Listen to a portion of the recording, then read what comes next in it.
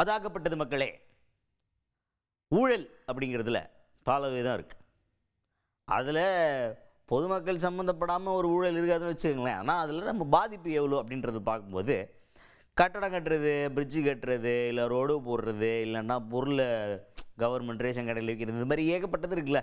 அதிலெல்லாம் நமக்கு இன்டைரக்டான ஒரு பாதிப்பு தான் வச்சுக்கோங்களேன். ஆனால் ஃபேக் மெடிசின் அப்படிங்கிறது டைரக்ட் இம்பேக்ட். அது யார் மேலே வரும்? சாமானியன் மேலே தான் விடியும். அந்த மெடிசன் எங்கே விற்கப்படும் அப்படின்னா நம்ம தலையில் தான் கட்டப்படும். அந்த ட்ரக்ஸ் எல்லாம் யாரை பாதிக்க போகுதுன்னா நம்மளை தான் பாதிக்கும். ஸோ இந்த ஸ்கேம் இருக்குல்ல, இது ரொம்ப சீரியஸ். அப்படி ஒரு ஸ்கேம் நம்ம அருகில் நடந்திருக்குது. அதை பற்றி ஒருத்தர் பேசியிருக்காரு. யார் அவர்? தமிழ்நாடு காங்கிரஸ் கமிட்டியின் தலைவர் செல்வ பெருந்தகை அவர்கள். அவர் தான். அவரே பாண்டிச்சேரியில் இப்போ ஒரு ஃபார்மா கம்பெனி ஃபேக் ட்ரக்ஸ் உருவாக்கி அது மூலமாக பல கோடி மோசடி பண்ணியிருக்காங்க அப்படின்ற ஒரு குற்றச்சாட்டுக்கு உள்ளாகி, இதுக்கு பின்னாடி ஆளுங்கட்சியில் இருக்கிற ஆஃபீஸர்ஸ், அதிகாரிகள், அப்புறம் பதவியில் இருக்கிறவங்க, இவங்க எல்லாருமே சம்மந்தப்பட்டிருக்காங்கன்ற மாதிரி ஒரு கோணத்தில் விசாரணை போயிட்டுருக்கு.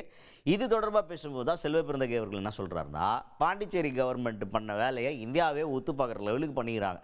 அவ்வளோ பெரிய ஒரு ஊழல் நடந்துருக்குதாங்க.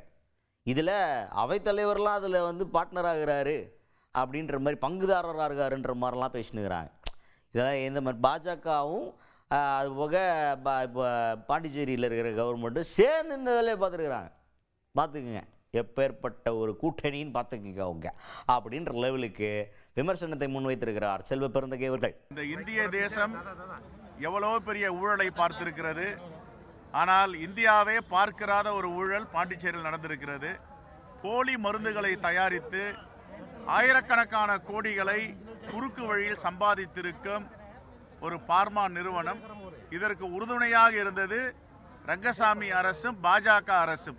2 பேரும் உறுதுணையாக இருந்து அந்த பேரவை தலைவரே அதில் ஒரு பங்குதாரர் என்றெல்லாம் சொல்லப்படுகிறது.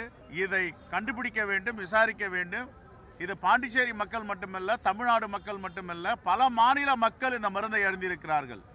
ஆகவே இது மன்னிக்க முடியாத மாபெரும் குற்றம். இதை விசாரணை முறையாக செய்து சட்டத்தின் முன்பு அவர்களை நிறுத்த வேண்டும்.